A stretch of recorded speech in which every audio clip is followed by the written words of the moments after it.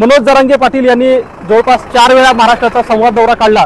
त्यानंतर बीडमध्ये खरं तर या दौऱ्यांच्या शेवटची सभा होती असं म्हटलं तर हरकत नाही, कारण ज्या मराठा आरक्षणाच्या संदर्भामध्ये मनोज जरांगे पाटील यांनी सरकारला 24 तारखेची मुदत दिली होती, ती मुदत संपण्याच्या 1 दिवस आधी म्हणजे आज ही सभा होते आणि या सभेला इशारा सभा असं नाव देण्यात आलंय।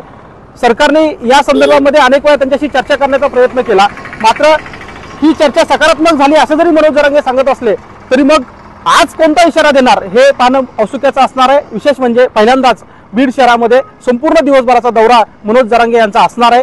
या संदर्भामध्ये बीड शहरामध्ये मनोज जरांगे यांचं आगमन 10 वाजता होईल। त्यानंतर तब्बल 4 तास एक रॅली काढण्यात आलेली आहे, जी डॉक्टर बाबासाहेब आंबेडकर यांच्या पुतळ्यापासून निघेल। त्यानंतर अण्णाभाऊ साठे चौक आहे, त्यानंतर छत्रपती शिवाजी महाराज यांना अभिवादन करून ही रॅली थेट सभास्थळापर्यंत जाणार आहे। आणि या सभेचं आणखी एक वैशिष्ट्य असं आहे की जवळपास 200 पेक्षा जास्त JCB मधून या ठिकाणी मनोज जरांगे यांच्या रॅलीवरती पुष्पवृष्टी होणार आहे। रात्री आयोजकांनी जाहीर केल्याप्रमाणे याच रॅलीवरती हेलिकॉप्टरमधून सुद्धा पुष्पवृष्टी होणार आहे आणि यासाठी तयारी आयोजक मागच्या अनेक दिवसापासून करतायत।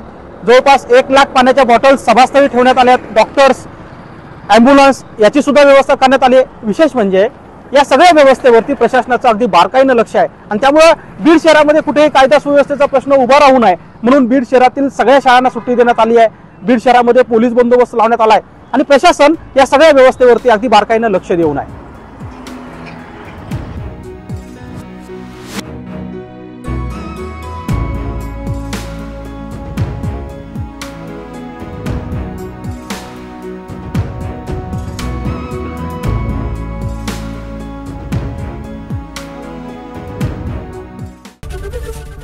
ABP माझा, उघडा डोळे बघा नीट।